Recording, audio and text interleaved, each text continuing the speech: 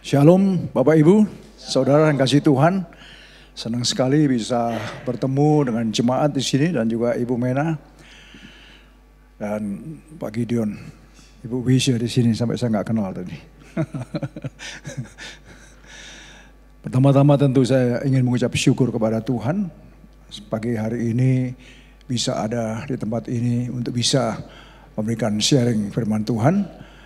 Dan kedua tentu mengucap syukur juga untuk para elder di sini ya, Pastor Steve Ryan juga yang mengizinkan atau memberikan kesempatan ini bagi saya untuk menyampaikan firman Tuhan. Mungkin ada yang belum kenal saya Pendeta Yongki Santoso, orang Malang tapi yang diberkati oleh Tuhan. Maksudnya orang Malang ini kan orang konotasinya orangnya Malang, maksudnya dari kota Malang, dari kota Malang, ya. Jadi apa itu? Tapi diberkati oleh Tuhan. Ya. Di dalam gereja-gereja Indonesia saya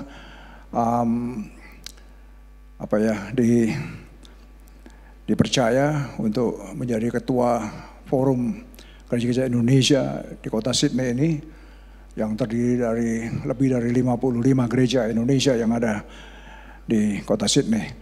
Ya, Gembala Saudara almarhum Bapak Agus, teman baik saya juga, yang saya selalu hubungan dengan dia, chatting dengan dia juga. Ya, tapi saya percaya bahwa semua yang Tuhan sudah rencanakan itulah bahwa dia sekarang sudah ada bersama dengan Bapa di surga. Dan saya percaya bahwa setiap kita pun juga sedang menuju ke sana.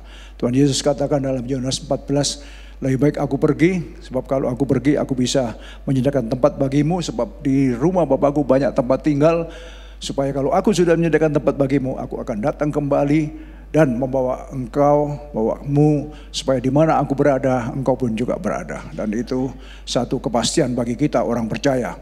Karena kita orang percaya, kita tidak kenal insya Allah, tapi kita kenal yes and amin dalam Tuhan. Amin. Nah Bapak Ibu, ini adalah tema yang saya berikan, The Plan of the Lord Stand Firm Forever. Saya akan bicara tentang rancangan Tuhan. Jadi the plan atau rancangan Tuhan itu stand forever. It doesn't matter what. Nggak ada masalah, nggak ada apapun yang bisa menghalangi rencana Tuhan itu untuk, tentunya kalau kita bicara rencana Tuhan yang berhubungan dengan manusia, dengan kita. Ya, jadi kita coba baca ayatnya ya. Dari Yesaya 14:24. Tuhan semesta alam telah bersumpah firman-Nya. Mungkin sama-sama ya. 1, 2, 3. Tuhan semesta alam telah bersumpah firman-Nya, sesungguhnya seperti yang ku maksud demikianlah akan terjadi, dan seperti yang ku rancang demikianlah akan terlaksana.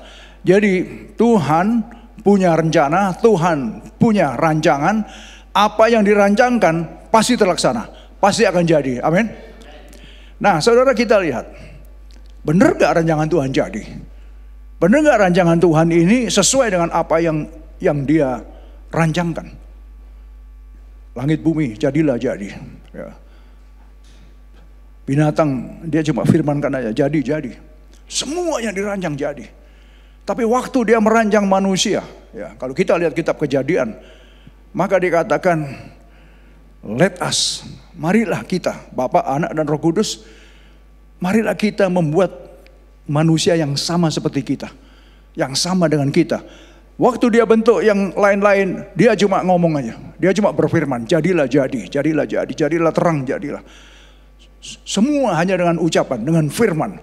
Tetapi pada waktu dia mencipta manusia, dia katakan sesuai dengan image-nya dia, sesuai dengan gambarnya dia. Dan dia bentuk, dia ambil dari tanah liat dan dia bentuk sampai seperti sama. Oh ini hidungnya kurang mancung, hidung kita akan mancung ini, kurang mancung. Setelah selesai saudara, dalam bahasa aslinya diempusau. Diempusau diberikan nafas kehidupan. Roh Allah ada di dalamnya. Maka jadilah Adam.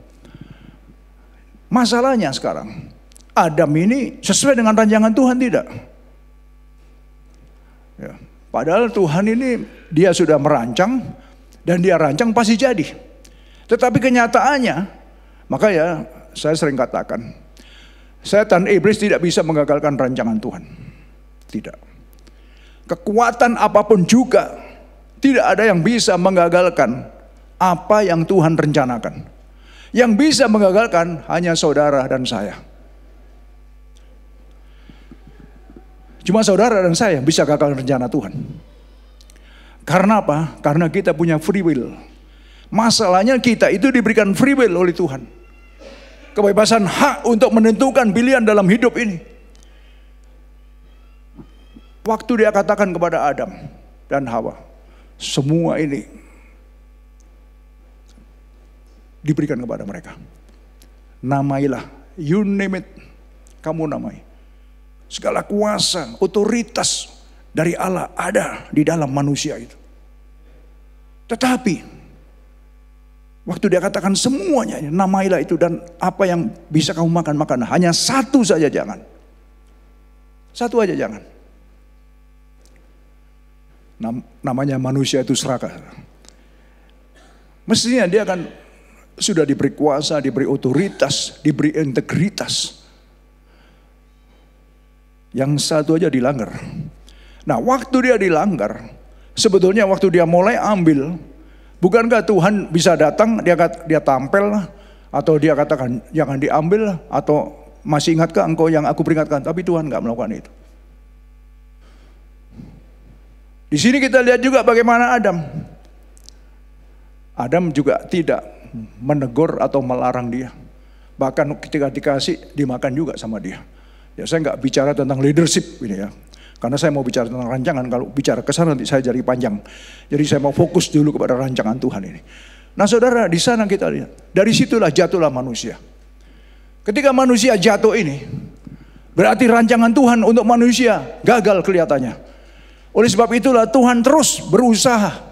Ya, tapi saya lanjutkan dulu. Tuhan semesta alam telah merancang, siapakah yang dapat menggagalkannya? Tangannya telah teracung, siapakah yang dapat membuatnya ditarik kembali? Tuhan sudah merancangkan, siapa yang dapat menggagalkan? Enggak ada yang bisa dapat menggagalkan. Tapi Adam menggagalkan rencana Tuhan. Nah, karena Adam, Alkitab menulis, satu orang berdosa membuat semua jadi berdosa. Sehingga semua manusia jadi berdosa. Itu human sinful nature, dosa alami itu. Anak pun saudara ya, masih kecil nggak ada yang ngajar. Ya, saya punya cucu itu 7. Ya. Mama papanya, anak-anak saya nggak mungkin pernah ngajari pada anak-anaknya untuk yang berbuat yang enggak. Tapi timbul dengan sendirinya tanpa diajar oleh siapa-siapa. Iri hati. Yang satu punya ini, yang satu kepingin ini, yang satu ini mau ngerebut yang punya saudaranya, macam-macam. Dan itu sudah timbul mulai dari anak-anak. Kalau kita bicara tentang dosa. Dosa itu dikatakan bahwa kita belum berbuat aja. Masih tidur di tempat tidur. Pikiran kita sudah melayang. Itu juga berdosa. Kita tahu berbuat baik. Ada orang tua mau nyebrang di jalan. Kita tahu tapi kita nggak melakukan. Itu pun juga dosa. Jadi tidak ada satu orang pun yang bisa escape dari dosa. Karena apa? Upah dosa adalah maut. Setiap dosa pasti dihukum. Kalau melihat ini tidak ada satu pun yang selamat. Tapi rencana Allah apakah akan menghukum manusia? Tidak. Rencana Allah adalah rencana yang indah untuk setiap kita. Tapi gagal karena Adam. Sehingga semuanya jadi berantakan. Tapi kita kembali saudara. Kitab Kejadian pasal 6. Ayatnya saudara cari sendiri. Dikatakan begini. Tuhan pilu hatinya. Kata-kata pilu hatinya saudara. Menyayat hatinya Tuhan.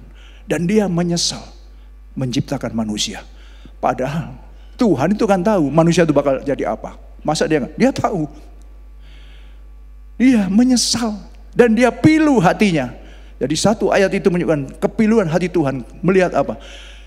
Kecenderungan hati manusia hanya ingin melakukan kejahatan semata.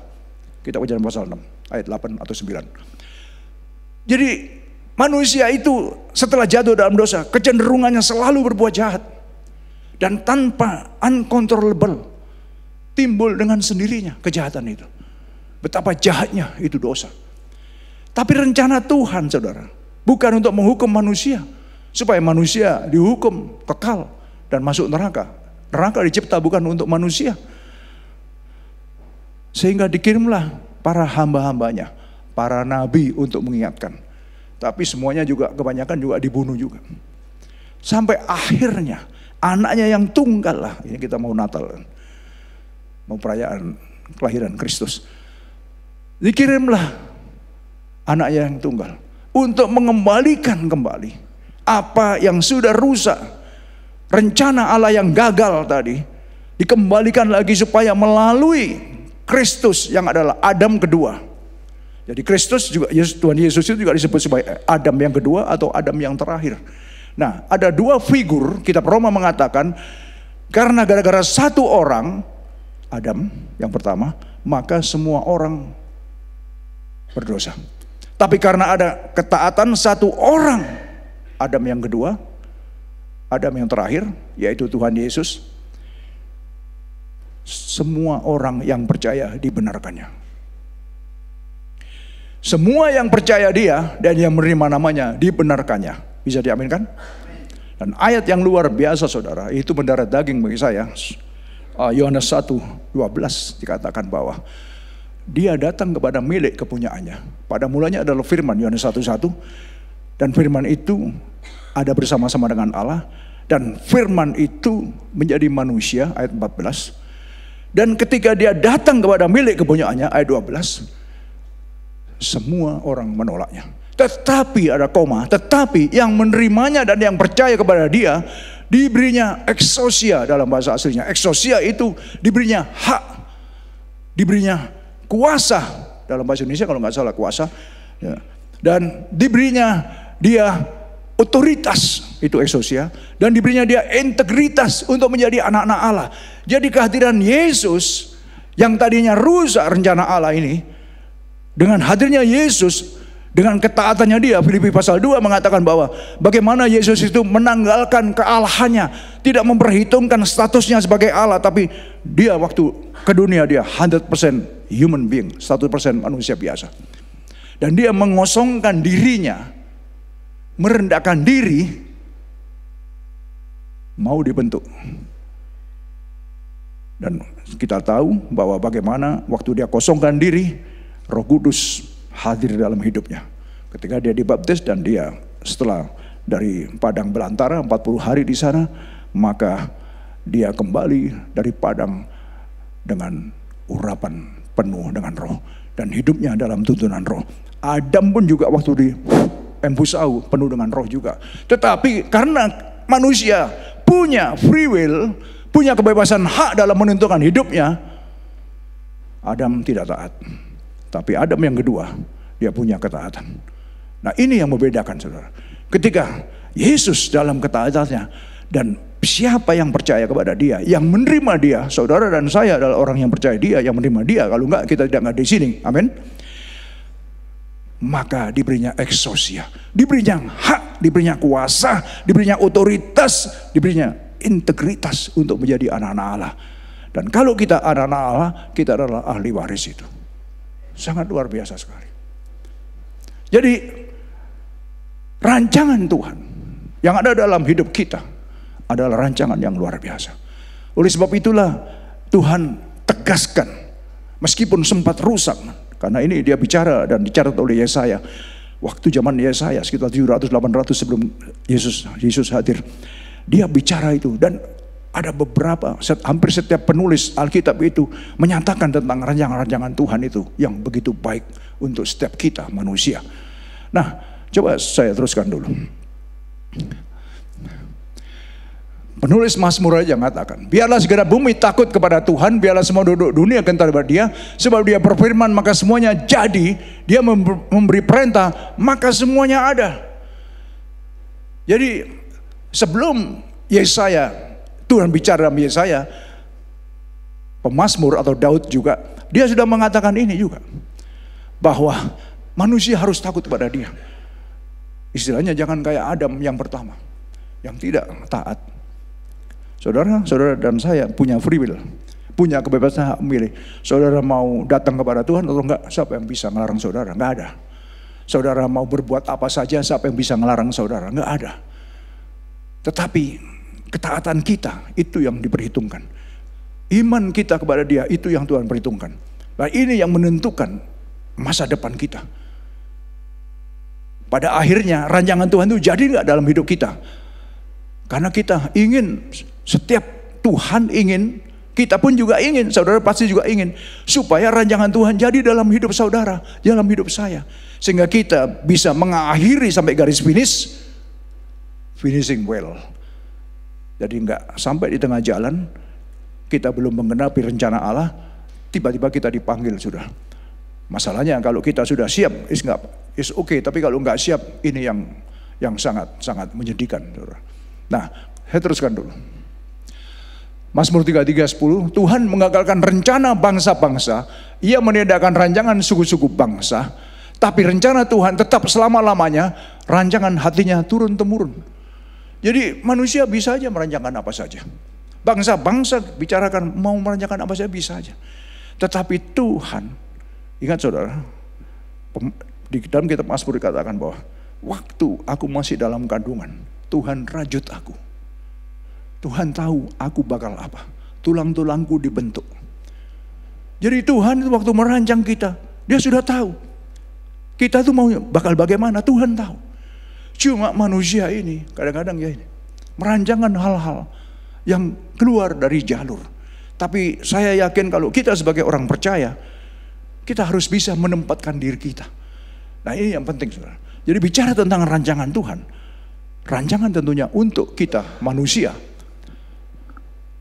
Bagaimana kita bisa menempatkan diri kita, atau in other word, self identity, you know your self identity. Identitas kita dalam Kristus. Siapakah saya ini sekarang dalam Kristus? Dulu saudara, sebelum saya benar-benar jatuh cinta kepada Tuhan, hidup saya juga semau saya sendiri. Saya orang yang sangat keras kepala juga, yang harga diri saya terlalu tinggi juga, yang saya nggak bisa dikalahkan sama orang gitu. Saya rasa di sini nggak ada. Kalau itu saya dulu. Saya dulu itu di Indonesia saya pelatih tentara, saudara, ya, pelatih bela diri, pelatih brimob juga. Jadi saya punya latar belakang yang sangat kuat sekali untuk berkelahi, untuk macam-macam. Sampai akhirnya kenal Tuhan izinkan, akhirnya saya nggak ngajar orang berkelahi, tapi bagaimana untuk mengusir setan. Dalam pelayanan banyak sekali urusan-urusan dengan kelepasan. Dan semuanya itu karena Tuhan sendiri yang bekerja, bukan saya gitu. Jadi saya melihat bagaimana setelah kita benar-benar menyadari keberadaan kita dalam Tuhan, bahwa rancangan dalam Tuhan kepada kita itu dahsyat, itu sangat luar biasa. Bagaimana kita bisa menempatkan diri kita. Kadang-kadang saya berpikir, tadi pagi juga, karena saya tiap hari menulis renungan pagi, saya kirimkan ke kemana-mana, saudara, ke netbook saya. Jadi saya melihat bahwa kalau kita menyadari bahwa kita adalah dicipta oleh Dia, dan rancangan Tuhan ada dalam hidup kita, maka bagaimana kita harus bisa menempatkan diri kita di hadapan Dia. Begitu kita bisa menempatkan diri kita di hadapan Dia, Tuhan juga pasti mengasihi kita. Karena apa? Karena kita sama dengan meresponi apa yang menjadi rencananya. Coba lihat saudara. Saya percaya, saudara, kalau kita tanya, mengapa saudara ada di Australia? Mengapa saudara ada di Sydney? Mungkin ada yang, saya kan sekolah dulu. Saya ingin memperbaiki nasib. Saya ini dan itu. Saya juga ingin memperbaiki nasib. Daripada saya di Indonesia, mungkin di Australia saya lebih baik. Itu rencana kita. Tapi Tuhan punya rencana far above that. Saya dulu rencana saya itu. Saya nggak menyangka setelah saya di sini, bagaimana saya bisa berhubungan dengan Tuhan, bisa dekat kayak orang gila saya menyembah Tuhan.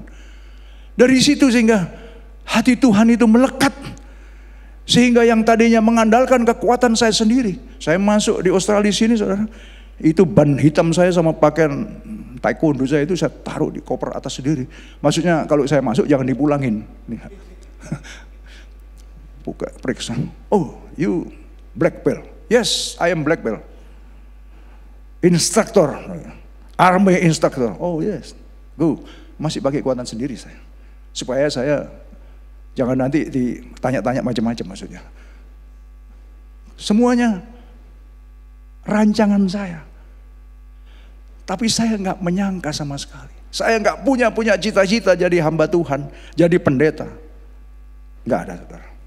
Jadi gembala lagi, enggak. Saya latar belakang bisnismen juga. Saya nggak ada. Saya. Tapi rupanya Tuhan punya rancangan yang tidak pernah terpikirkan dalam hidup saya. Saya bicara ini, saudara, saya tidak tahu. Saya rasakan hadirat Tuhan ada saat ini. Saya rasakan Dia ada di tengah-tengah kita saat ini. Dan saudara mulai tangkap rancangan Tuhan ini. Apakah benarkah bahwa Tuhan bawa engkau, saudara, datang ke negara ini cuma untuk better life? Far from that. Tuhan punya rencana yang besar. Supaya kita bisa jadi berkat bagi bangsa-bangsa yang ada di sekitar kita. Di mana kita berada, kita bisa jadi berkat bagi mereka. Dan Tuhan rencananya besar untuk setiap hidupmu, saudara. Saya juga nggak pernah habis pikir, apalagi dengan posisi saya sekarang di Sydney sebagai ketua, koordinator, hamba-hamba Tuhan. Aduh, siapa saya? Nggak kepikir. Apalagi saya jadi ketua seluruh Australia untuk menggerakkan, mempersatukan gereja-gereja seluruh Australia dalam retreat setiap tahun. Nggak masuk akal, saudara. Tapi Tuhan yang taruh dalam hati saya. Tiba-tiba saya punya hati kebapaan yang, aduh, saya nggak tahan. Hati kebapaan untuk bisa membapai gereja-gereja yang ada. Aduh, nggak habis pikir, saudara. Nggak habis pikir. Dan Tuhan itu sangat luar biasa sekali. 2 tahun yang lalu waktu Tuhan bebani untuk membuat gerakan ke Darwin, saudara. Saya masuk ke Darwin dan saya melihat gereja-gereja di situ, gereja Indonesia, nggak ada kesatuan. Saya undang makan siang, nggak ada kesatuan. Saya yang disalami cuma saya. Antar pendeta nggak salaman. Saya tahu ada masalah perpindahan jemaat pasti. Saya cuma share di Sydney 20 tahun yang lalu seperti ini. Saya cuma share aja. Tapi malu kalau kita cuma sebagai hamba Tuhan yang dipercaya oleh Tuhan untuk mengembalakan umatnya, terus kemudian rebutan jemaat dan saling tarik menarik jemaat. Gila. Kita nggak tahu identitas kita dalam Tuhan apa. Saya cuma ngomong begitu aja. Kita akan bawa tim seluruh Australia untuk masuk Darwin. Kita akan mengadakan retreat hamba Tuhan. Saudara siap apa enggak? Kita akan masuk. Tapi kalau saudara bisa menjadi part kita, is good. Dari situ saudara terbuka. Waktu itu saya diminta untuk bisa mendoakan mereka. Pak Yongki, tolong doakan kami. Doakan apa? Kami bentuk sekarang kesatuan gereja-gereja hamba Tuhan di kota Darwin. Bapak doain.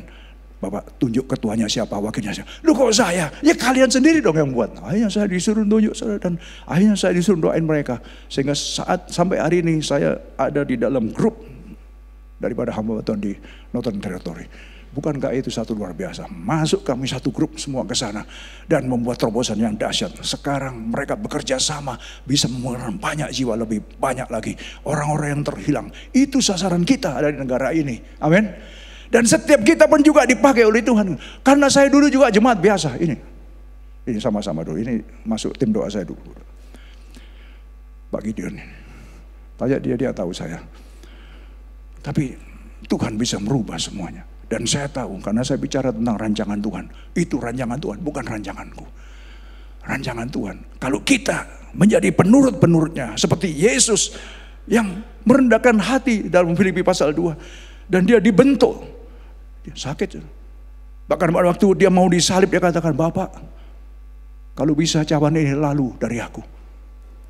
Dia berdoa, dia ajak Petrus murid-muridnya, ayo kita berdoa. Sementara dia berdoa, dia selesai berdoa, murid-muridnya tidur. Dan dikatakan apa? Petrus, tidak bisakah engkau bersama-sama dengan aku dalam doa? Sejam saja, supaya engkau tidak jatuh dalam percobaan.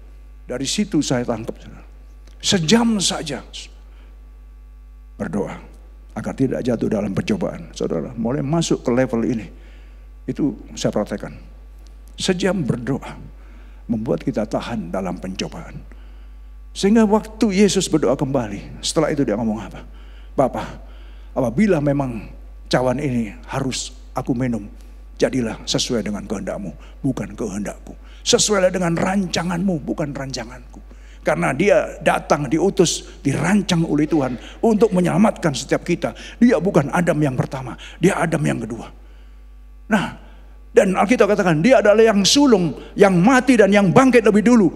Kalau dia yang sulung, kita ini tahu kan, sulung, dan kita ini adalah di bawahnya yang sulung. Dia anak yang sulung, kita adalah anak-anak Allah, dia yang sulung. Dan kita adalah anak-anak Allah, sama dengan Kristus statusnya waktu dia masih di dunia. Dia yang bangkit pertama dari kubur. Ini satu garansi, saudara. Dan dia mati tapi bangkit dari kubur. Sama juga dengan kita. Karena exousia tadi itu yang saya katakan tadi. Karena apa? Hak penuh, integritas, kuasa, otoritas yang Tuhan berikan melalui iman kita yang percaya kepada Yesus sebagai Tuhan dan Juru Selamat itu. Sangat-sangat luar biasa. Rahasia ini besar, saudara. Sangat besar sekali. Dan saya melihatnya itu, sangat luar biasa. Saya di Bible College itu 19 tahun, saudara. Saya bukan cari title, bukan. Saya belajar, benar-benar saya pelajari sampai benar-benar. Mempelajari itu benar-benar sampai mencari tahu kebenaran firman Tuhan. Dan sungguh sangat luar biasa sekali. Sehingga menjadikan saya sampai hari ini. Karena mau jadi penurutnya Tuhan. Sehingga Tuhan bisa bentuk dan menjadikan apa saja. Ini sangat luar biasa sekali, saudara. Saya lanjutkan dulu. Banyaklah rancangan di hati manusia. Tetapi keputusan Tuhanlah yang terlaksana. Banyak rancangan kita. Kita ini kalau waktu dulu saya mau masuk Australia. Saya mau ini, mau itu, nanti ini, mau ini. Saya mau ini, mau macam-macam. Saya rasa kita sama, saudara. Kita masih sama-sama makan nasinya. Punya, tapi ingat. Tuhan punya rancangan tersendiri untuk kita. Ini yang kita tangkap. Keputusan Tuhanlah yang terlaksana. Rancangan saya sih, saya enggak jadi gembala, enggak jadi pelayan Tuhan, enggak, sama sekali enggak. Tapi dengan berjalannya waktu, saya enggak bisa lari dari sana, saya enggak bisa menghindar dari sana.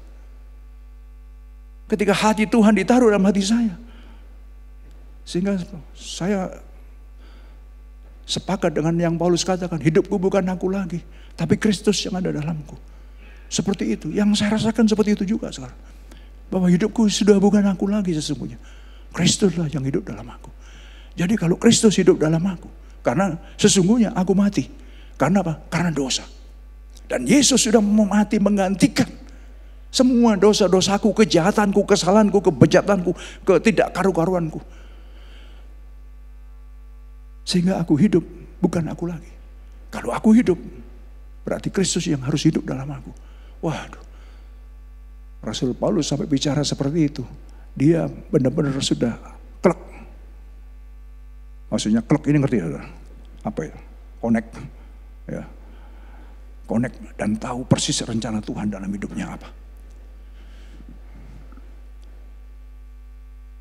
Dalam Filipi 3 dikatakan bahwa ketika Paulus mengenal dia dan kuasa kebangkitannya, maka semua yang tadinya menjadi kebanggaannya, dia anggap rabis, sampah.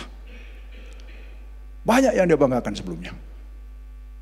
Waktu itu dia di penjara Filipi dikatakan, dia ditangkap. Dia kan gara-gara difitnah aja kan, ngabarkan Injil, ditangkap, masukkan penjara. Saya pernah ke Filipi, saya lihat semuanya. Paulus digebukin di sana, di penjara yang paling dalam. Setelah itu kan gempa bumi kan. Lewat doa terjadi gempa bumi dan semua belenggu terlepas, bahkan pintu terbuka. Cara Tuhan melepaskan dia dahsyat. Dan kepala penjara waktu itu sudah ingin bunuh diri kan. Tapi waktu itu jangan bunuh diri. Kami tidak akan lari. Kami nggak lari. Akhirnya dia injili. Dan bertobatlah kepala penjara dan seluruh isi rumah tangganya. Dari cerita ini kita lihat bahwa Tuhan izinkan Rasul Paulus masuk penjara dengan tujuan supaya kepala penjara dan seluruh keluarganya bertobat, saudara. Tetapi yang saya maksud dari pembicaraan saya tadi tentang Rasul Paulus masih menjaga harga dirinya karena dia warga negara Roma. Ketika kepala penjara lapor kepada wali kota Dia orang Roma. Oh, keluarkan saja dia gitu. Dia ngomong kepada Rasul Paulus, kamu dibebaskan karena kamu orang Roma. Oh, jadi setelah aku didera, saudara bisa baca itu. Setelah aku dipukuli dengan tanpa salah, sekarang aku suruh lepas. Suruh dia melepaskan aku ke sini. Nah, masih ada kesombongannya. Masih ada keakuannya. Suruh dia ke sini. Gak tahu kalau aku warga negara Roma. Nah, jadi masih ada. Kalau aku warga negara Roma, mentang-mentang saya mau dikeluarkan begitu saja setelah digebukin seenaknya sendiri oleh rakyat, oleh tentara-tentara Romawi. Wah, dengan ketakutan wali kota itu datang minta maaf. Mungkin disuruh jengking-jengking atau bagaimana, saya ya nggak ditulis di Alkitab kayak begitu. Jadi masih ada harga diri. Tetapi dikatakan setelah aku mengenal dia dan kuasa kebangkitannya, semuanya habis bagi aku. Dia apa? Lihat. Dia katakan, aku Farisi. Dalam menjalankan firman Tuhan, aku tidak bercacat. Aku penurut firman. Ya, banggakan itu semuanya. Aku suku Benyamin. Bangsa Israel asli. Disunat pada hari ke-8. Dia tunjukkan semuanya itu. Dan pada waktu dia katakan, semuanya itu adalah sampah bagi aku sekarang. Karena Kristus dan kasih karunia-Nya. Waduh. Dan sehingga dia masuk dalam rancangan Tuhan untuk menjadi alat yang bisa mendobrak sampai masuk Eropa, saudara. Injil keluar. Paulus dahsyat sekali. Kalau saudara pernah ke Turki, itu Asia kecil dulu. Ya, saya studi 2 minggu lebih saya di Turki, studi New Testament. Sejarah Perjanjian Baru dan terobosannya di sana. Luar biasa sekali Rasul Paulus ini. Sehingga masuk sampai ke Masedonia, sampai ke Italia. Eropa dijamah oleh Injil gara-gara seorang Rasul Paulus yang masuk dalam rancangan Tuhan. Saya tidak tahu bagaimana dengan saudara pagi hari ini. Ingat, Tuhan punya rencana yang besar dalam hidupmu, saudara.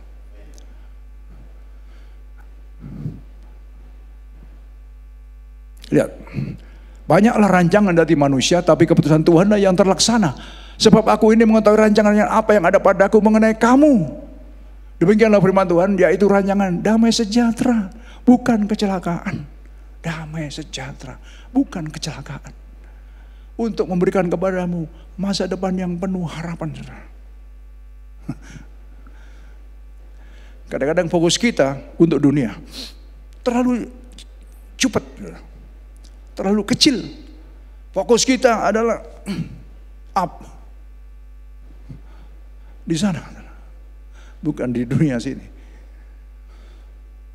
Tuhan punya rancangan yang begitu dahsyat sekali, rancangan yang mendatangkan shalom, damai sejahtera untuk kita. Mengapa kadang-kadang saudara, kalau saudara Google aja, ada berapa konglomerat yang bunuh diri? Apakah mereka kurang uang? Kadang-kadang kan orang gini, oh kalau aku punya uang baru aku punya damai. Ngomong kosong. Uang tidak menjamin kita damai. Karena damai sejahtera hanya ada dalam Kristus. Damai sejahtera, sukacita yang sejati itu hanya ada di dalam Tuhan.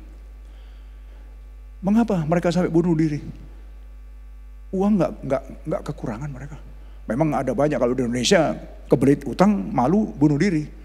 Kala pencalonan gubernur, bupati, wali kota, camat, kadang-kadang saudara sudah utang banyak, malu saudara, jadi gila, stres saudara.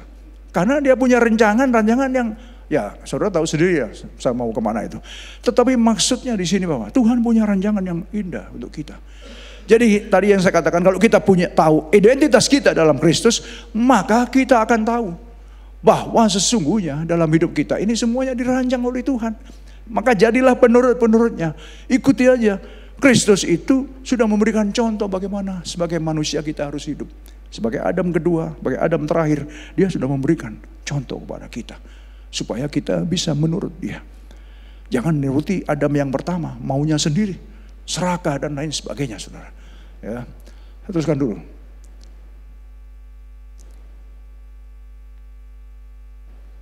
Oh habis ya. Kayaknya masih ada ayatnya dari sini. Coba naikkan lagi ke ayat dari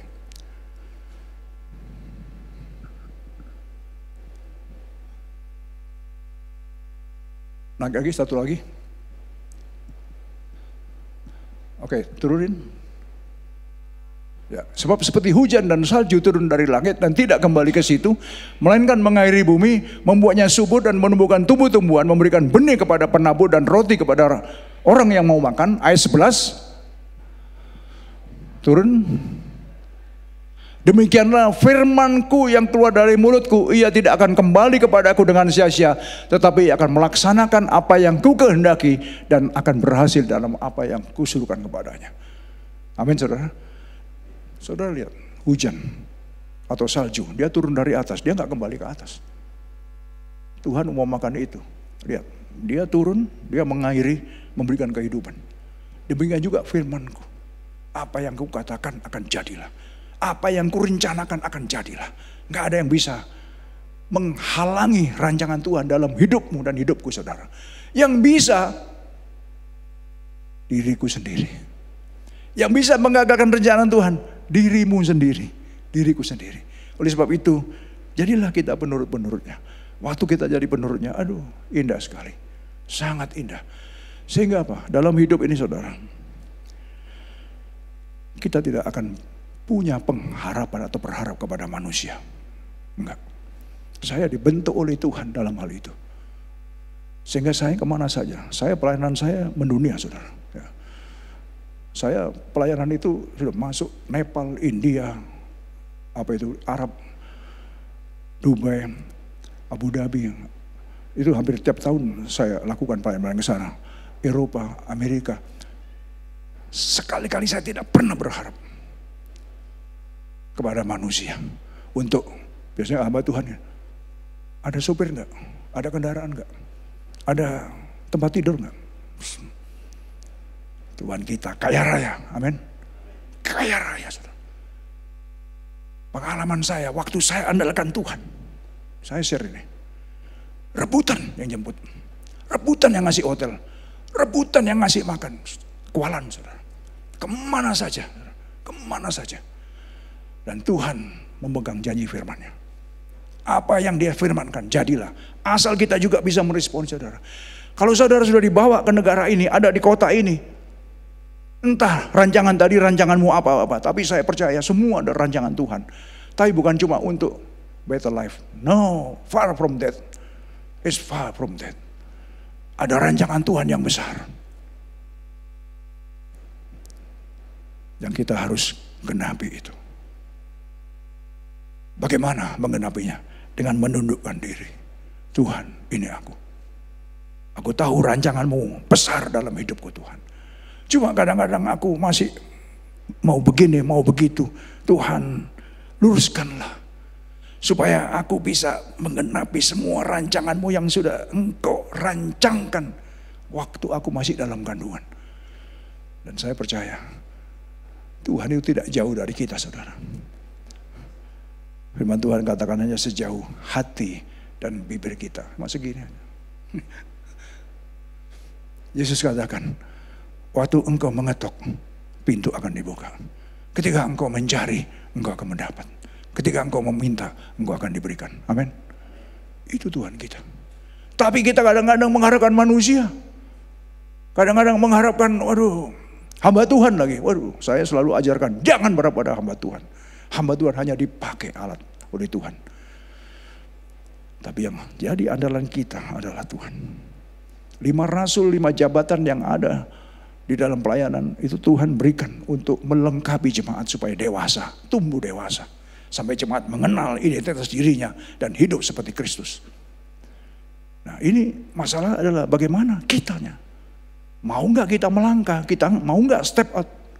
Atau kita cuma mau nunggu Tuhan saja karena tahu rancangan Tuhan itu baik untuk kita. Saya rasa nggak seperti itu. Kita juga step out, kita juga melangkah. Karena waktu kita melangkah, Tuhan menyertai kita di sana. Tuhan will equip us, akan memperlengkapi kita. Tuhan akan terus mendirect kita, memimpin kita, supaya kita bisa masuk dalam rencananya, dalam rancangannya. Dahsyat sekali, saudara.